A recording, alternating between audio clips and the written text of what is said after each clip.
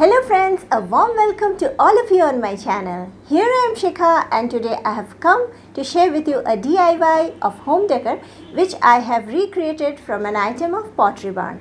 And before I begin, I want to inform that this video is in collaboration with Yami from the Latina next door and Jessica from Measure and Mix. Both of their links are given in the description box below and the list of the playlist where you will find all the videos of the participants are also given in the description box.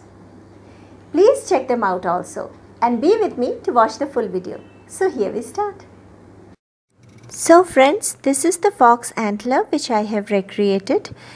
I went to an online site where I found this, but unfortunately the price was too high, so I thought of making this myself.